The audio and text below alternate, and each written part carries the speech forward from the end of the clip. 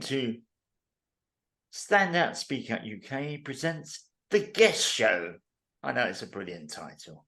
Don't think me, it took me hours to think about it. Our guest today is Anthony Welsh. Last time we had Anthony on, wow, that story was mind-blowing. Homeless at 11, got into drugs, thieving, surviving, living on the streets. And then at 38, he changed his whole life around. And I will, I'll ask at the end, as I said last time, he's now a support worker. And he goes around talking to people about the situation. So, welcome again, Anthony. Thank you. So let's start with the big question I'm sure most people are curious about. What made you give up drugs? So as I talked about, I'd spent 24 years in pure misery, and I didn't realise it was pure misery till I'd got clean, but it was. I really thought I was living a good life. Like I'd say, eating out of bins, using drugs day in, day out, just constantly, just no responsibility, no anything, you know what I mean? And I used to sit in this doorway in Winchester, Debenham's doorway, and some woman used to walk past me every day and I'd see a lanyard swinging, and I don't know what was happening. I was in one of those moments of clarity where I hadn't had heroin yet, but I'd had enough crack that my mind was clear enough. And I just thought to myself, I want a lanyard. I want what she's got. I know it's ridiculous, but it was literally that. I was just in that madness, that clarity and madness to see I wanted something in my life for the first time that wasn't a drug. What did she do? Do you know? She worked in the council. Okay. Housing council. Yeah, she just, every day she walked past me for years, this was though. Do you know what I mean? I'd seen her, but I hadn't really noticed her. Do you know what I mean? She walked the same way every day. She probably said hello to me a few times, but I was so out of my head, I wouldn't have known. Do you know what I mean? But yeah, I see this lanyard swinging, and I was thinking, I want one of them, right? And then I don't know how it happened, but it became more of an obsession than the drugs did for the first time in my life. As I've said last week, being an addict, being an heroin and crack addict, the obsession to have them drugs was overwhelming. I'd literally eat out of McDonald's bins because I could not physically make myself buy food with money because the money went on drugs. So yeah, just seeing that lanyard, I just became obsessed with it. And I was still using drugs, don't get me wrong, I never stopped that day, not even close, man. You know what I mean? But it become more of a burning desire than my want to use. Do you know what I mean? It was a ridiculous thing, but it worked. I got a spark and I fanned them flames, man. I was 5.5 stone at the time. I was literally dying in the doorway. I'd had people force me, like literally put me in headlocks and drag me to NA meetings. Do you know what I mean? Other like recovering addicts, because they could see I was killing myself and they genuinely thought I really needed help. Do you know what I mean? And I probably did, but I genuinely thought I was fine. Do you know what I mean? I really did. Well, as we've said once before, maybe we didn't say that. You can't force somebody to give up. No, of course not. I've got a daughter. Well, I've got a daughter. Do you know what I mean? She was always second best to my drugs. She knows this. She knows everything about me, of course, but she totally understands it. She's never touched the drug. She has an amazing husband. I have 3 grandkids, amazing grandkids. I interact with them. I spend time with them. I babysit. They adore me. I adore them.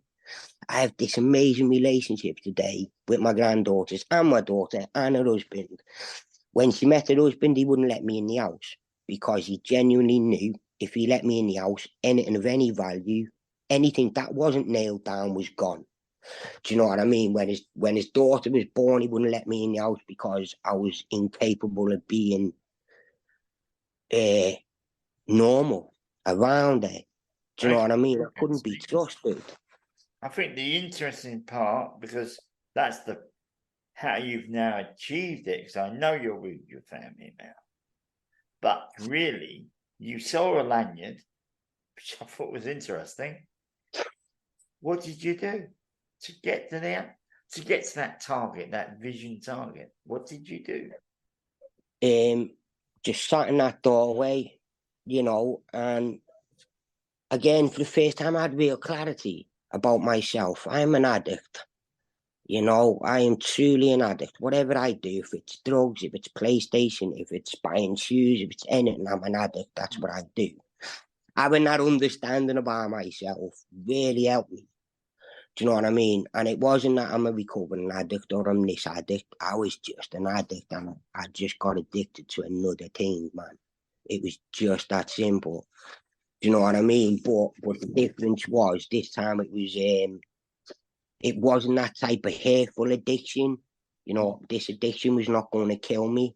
Well, most This people do addiction, have what they call an addictive personality, which is what you're describing. oh yeah, I have an amazing addictive personality. Yeah, but the You know what thing I mean? is, what was the next step you took? That's what I meant. What did you? So yeah, sitting, sitting and thinking. Do you know what I mean? Just sitting and thinking about how I was going to get out of this situation. And I was still using drugs at the time. Do you know what I mean? Because I didn't have a choice. It wasn't like I could stop. It wasn't like I could think I could stop. Mm. Do you know what I mean? It was just I needed something more in my life. Do you know what I mean? And I'd had enough, man. I was dying in a doorway. Mm. I'm going to get emotional now. You know, I'd spent 24 years of just going from doorway to doorway, eating out of bins, you know, just using heroin and crack because I was a committed per se addict. You know what I mean? And I just had enough, man. Okay, And okay. I so don't hang on, let me just finish. the So doorway. That's not going to do anything. All right. no, so one night I just thought to myself, right, we need to go to CGL tomorrow, which was a drug uh, place where you could go and get on a script. You know, I never thought that to myself before. I never thought I needed to be on a script. I was happy being an addict. Do you know what I mean? I think maybe explain to our viewers what a script is. I know what it is. So a script is either methadone or Subutex. It's a substitute for heroin, and you need it because heroin's a physical addiction, not a mental addiction. So if you don't get it, you get withdrawals. You know, you're sneezing, coughing, puking, and all at the same time. You know, you doubled up. Your body totally folds in on itself. Mm. Yeah, so you need this substitute drug. You know what I mean? And then I got onto that. I got onto methadone. I stayed on that for like 6 months, and I dropped really quickly. And then I got onto a Subutex script, Mm. and that was the key part of it. So with methadone, I could use on top. You know, there was nothing to stop me from using heroin. Do you know what I mean? But on Subutex, I couldn't use heroin. It would make me physically sick. So once I took the Subutex, my mind switched to don't need this stuff anymore. Don't need heroin anymore. You know, because I didn't. I didn't need it anymore. I didn't need to use it anymore. I had something else. Do you know what I mean? Once I put the heroin down because I had the Subutex, my mind started to really clear. And then it was, you know, go to NA meetings, you know, go speak to other people that were in recovery, stay at CGL through the day, all day. CDL was a Don't, place you could live at. pardon? Where did you live at CDL? No, doorways. CGL was a drug You were service. still doorways. Okay. Yeah, I was still in doorways. I was still in doorways till I was 38. What? Where I got clean in a doorway. Okay. I Can I ask you one question? Because I'm go on. okay. We did speak about, you started getting clean. What age were you when you decided to start on the script? 37. So a year. And no help with going into a place to help you, a home as such, or a hostel. No, I'd been to rehab when I came out of prison. Mm. My first rehab, I was so mentally unstable. I was so violent and angry. I lasted 2 weeks, and then I tried to attack someone because he was chopping onions the wrong way, and I thought he should be. You know, it was just I just didn't have enough about myself to take that opportunity. Mm. Do you know what I mean? At that moment, you know, I've lived in hostels.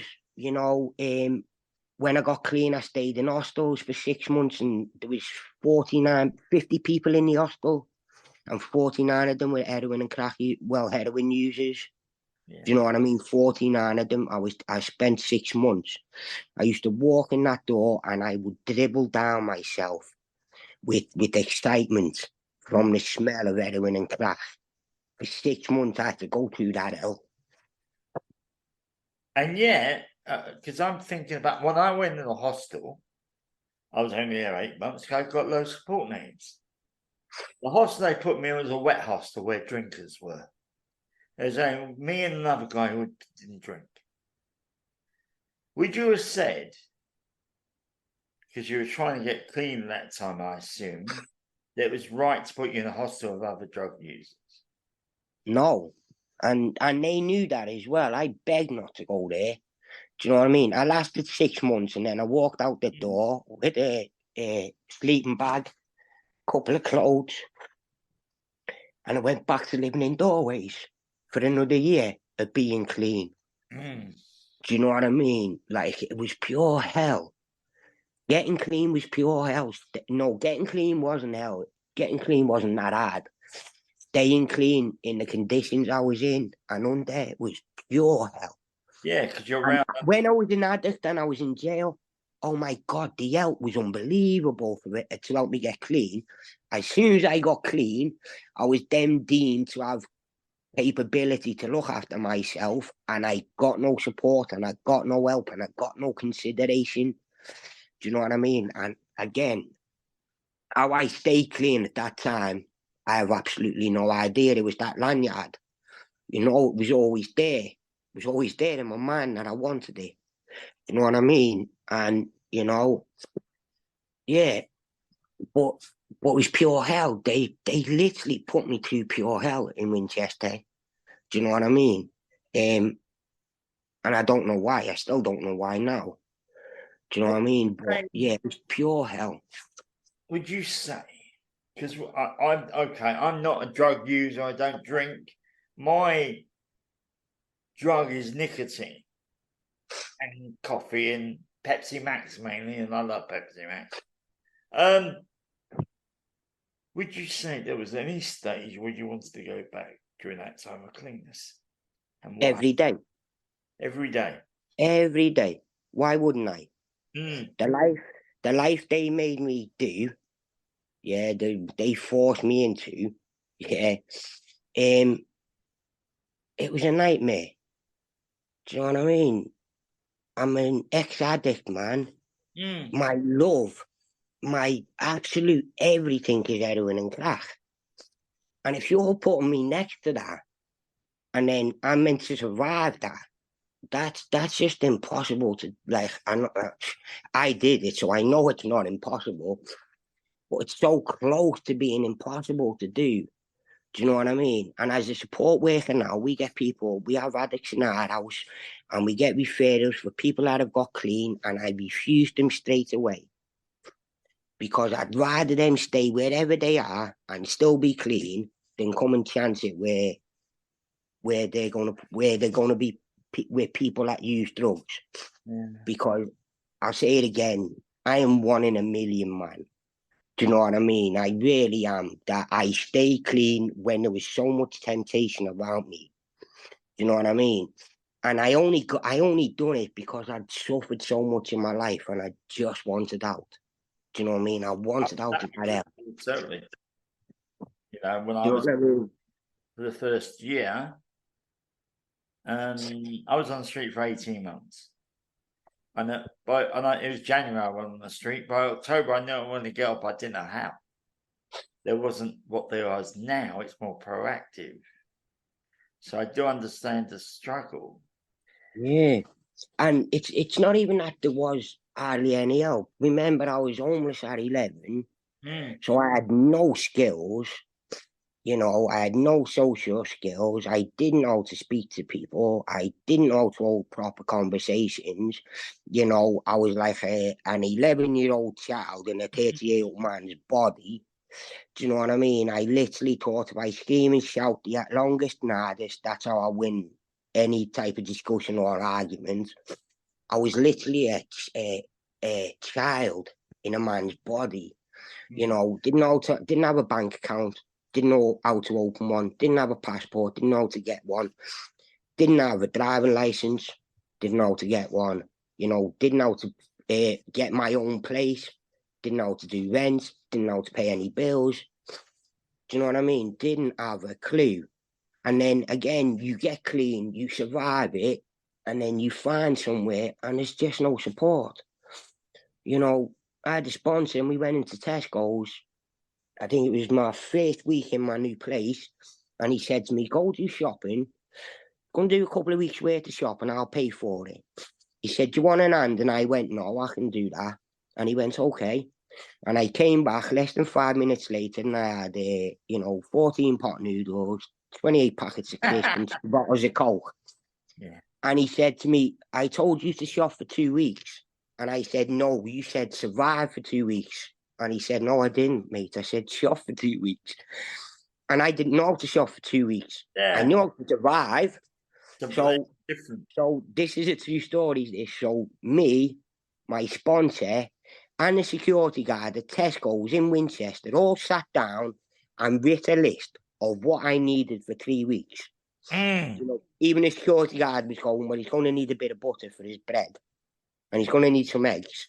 And I was thinking, thank you for all this, but I know how to pour hot water into a pot of noodle. Yeah. Do you know what I mean? That was literally it, man. You know, and I knew how to open a pack of crisps. I couldn't make a toast. I didn't know how to do boiled eggs. You know, I was literally eating out of McDonald's and bins my whole life, virtually. Do you know what I mean? So when someone gave me, it was like, I don't know how to cook this stuff. Yeah, I've got a friend. This is years ago, and he's still the same. He's living with his daughter now. She does everything, and they usually go out for meals or cats. He's got money anyway. But he phoned me up one day. His wife was on holiday. He says, "I do a potato and a jacket." So I told him, and I was shocked. But he's never done anything. He does. He makes breakfast for his grandson. He does cereal. That's but that's it goes. Yeah, but does he know how to do that stuff? Like, does he know how to cook and that? No. So how can a man? So how does a normal person not know how to do that stuff? That's what I don't get. It's nice to me. I'm not I can do basic. I suppose I can cook. I'm lazy though. I do several microwave meals and pot noodles, but my daughter's other things. So I cook them. My daughter's an amazing cook. You know, she didn't get that from me. I didn't teach her them skills. Her mother-in-law taught her most of that stuff. Do you know what I mean? She had to So when my daughter met her husband, she didn't have a mum, so the mother-in-law virtually took over. She just saw this little 14-year-old street kid virtually. Do you know what I mean? I had parents that were addicts, or a parent that was an addict. You know, wasn't that she wasn't loved. She had everything she wanted. She just didn't get any time or emotion from us. Do you know what I mean? So yeah, she just took over, man. You know, But still with the boy now. Friend not being able to cook. He's 70 years old now, and he still can't. Yeah, but some people don't need to, do they? You've just said he's got money. He can go buy stuff. That's totally different, mate, when you don't know how to do it because no one's ever taught you how to do it, because you've never had the capability, or you've never been anywhere near an oven in your life from 11 till 38. Mm.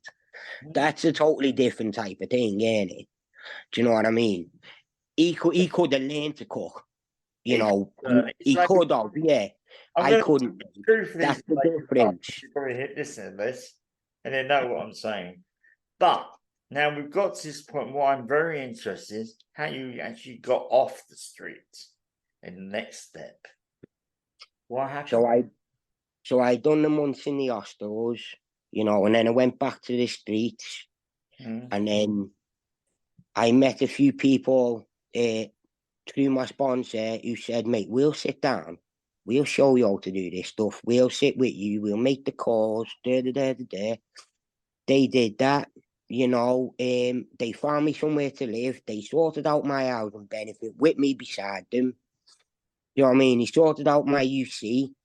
You know, they sorted out my deposit from the housing place, and they just moved me into somewhere, and then they literally sat me down. They showed me how to, you know, do dishes. They showed me how to Hoover. You know, they showed me how to stack cupboards. It was, and again, it's just little ridiculous things. But when you think, oh, he's amazing for getting clean, and it is amazing that you get clean, but what comes with getting clean is all the stuff that I'm going to say normal people take for granted. Mm. So getting your driving license, paying your rent, trying to find a job, you know, working out where a doctor is, a dentist, you know, working out how you pay your water, your gas, your television license. All that stuff comes along with getting clean. Nobody tells you that. They say get clean. It's amazing. Do you know what I mean? You get freedom from drugs, there. You can do anything you want in life. And I'm like, oh, that's amazing. And when I got clean, I did. I wanted a Ferrari, a yacht, and a mansion. Today, I want to be able to pay my bills on time. You know, get up in the morning, have a coffee, a fag, and a shower before I get ready for work. These are mind blowing things to me today. Do you know what I mean? Do Normal. they become a habit for you to do that? No, I don't shower every day, mate. No, I I mean, spend I don't shower what? every day, but I mean, like, example, for me, in the morning, I wake up, I must admit, I like soft drinks. I have 1 cup of coffee a day now. I used to drink coffee all the time.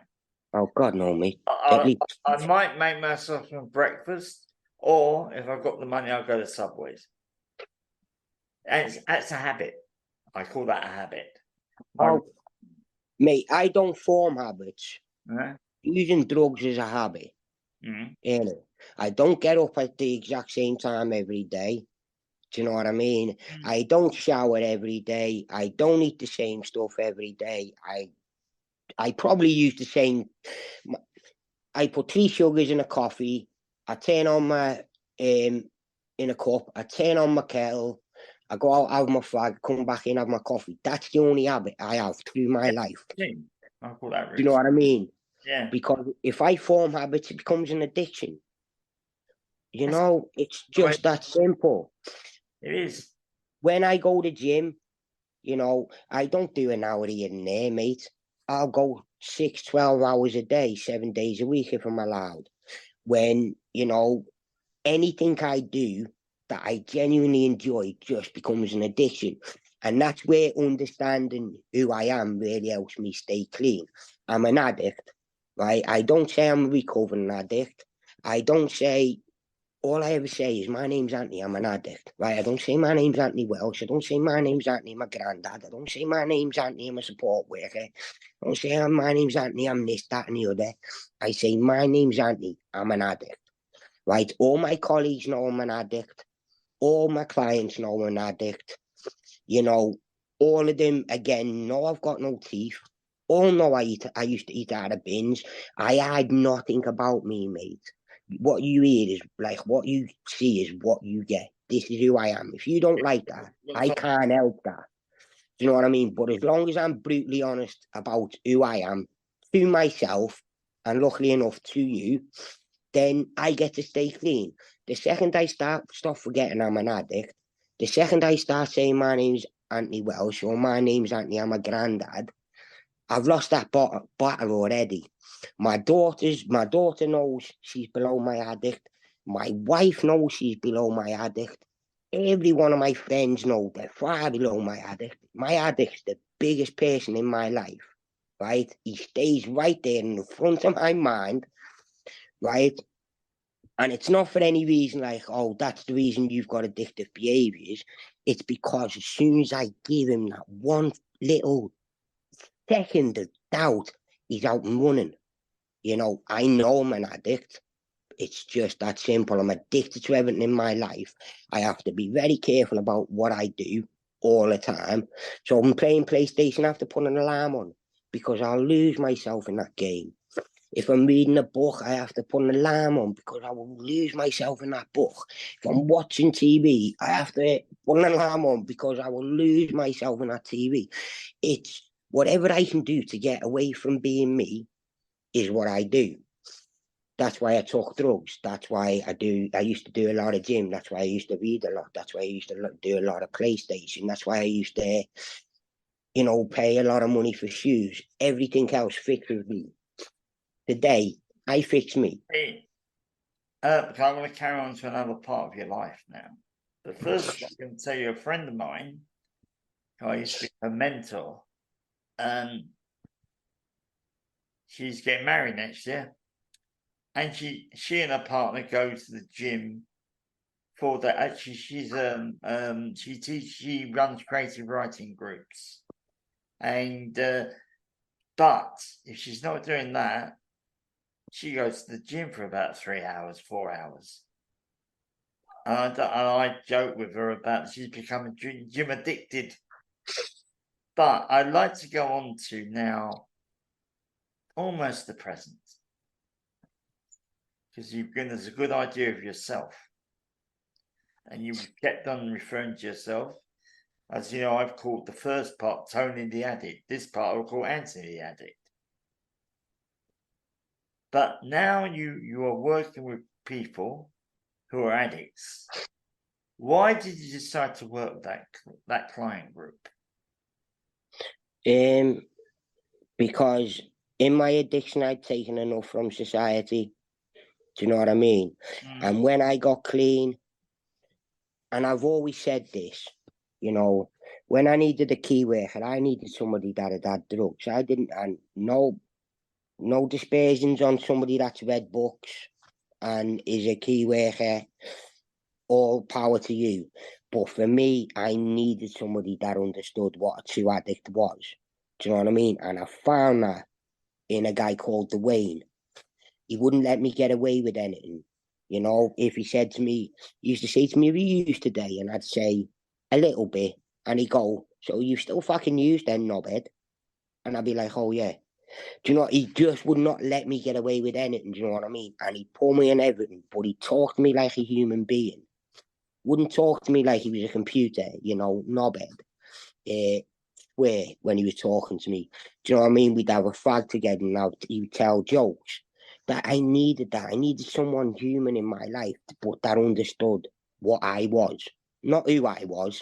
Nobody could understand that but me, but what I was. And today, I now work with addicts and I understand. Do you know what I mean? I have a problem with if you go into an hostel and you have to pay the £7.60 surcharge, right? There's evictions left, right, and centre. I've been evicted for this stuff myself when I was an addict, right? If you're asking an addict to spend £30 a month on rent or drugs, there's no thing, they're never going to pay that rent. It's always going to go on drugs. When I heard that thing, when I heard £30 a month, I literally thought to myself, too white and too dark. Do you know what I mean? Because that's what it would have been worth. And they would have never got that off me. They never did get off that me. I still owe Winchester Church's night shelter some money for rent I didn't pay because I was an addict. if you're asking me if addicts should be able to keep their rooms tidy, absolutely. Yeah. But if you're asking me if addicts should be able to hand over money for rent, no. They don't have that. We don't have that capability to think to ourselves, it's a month's rent. Yeah, a roof over my head, somewhere warm, a bed. Yeah, we don't have the ability to think like that. I'm It's going to just give you an example of this and see if you agree with it. I was in this hostel for 8 months, as I said. When I left, I thought I'd go back. It was just around the back of not Ladbroke Grove, Queensway. Most hostels in London seem to be in little places you wouldn't know where they are.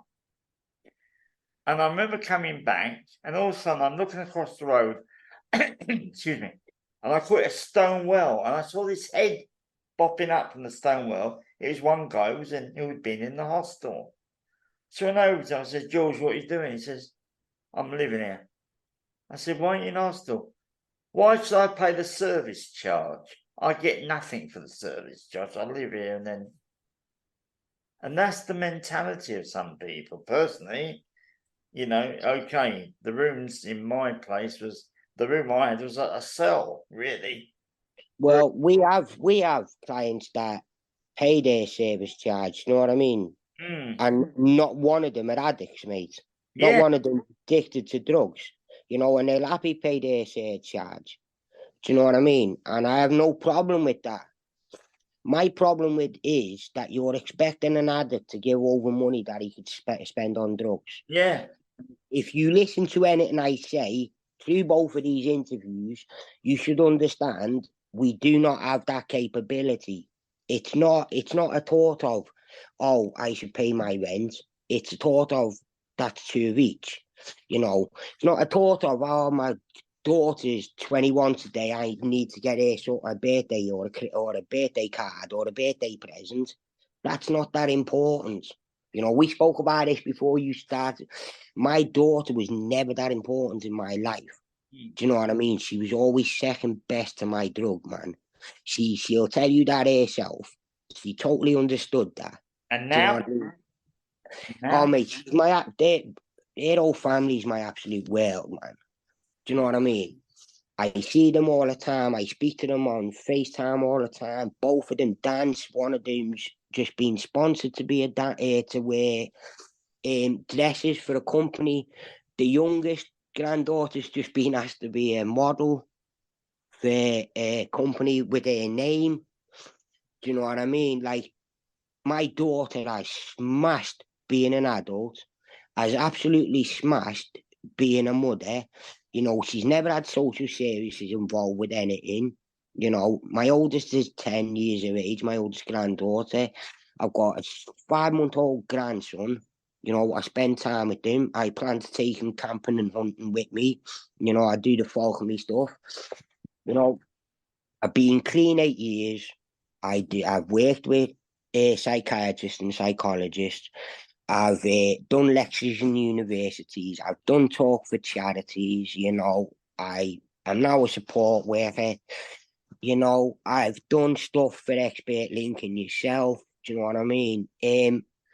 Well, personally, for me, getting clean was the greatest thing in my life when I learned to be at peace with me.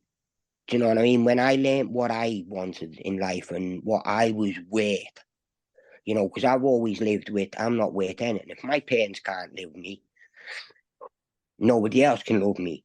You know what I mean? So relationships without, man. And yeah, today I've learned to love myself. I meditate, I take my falcon out. I've got a motorbike today. I have a job. I've got an home. I've got an amazing partner, and she's got 3 boys who I love spending time with. I've got my daughter and their husband and my grandkids. and I you, just, I'm I sorry, just, I just have a peaceful life today.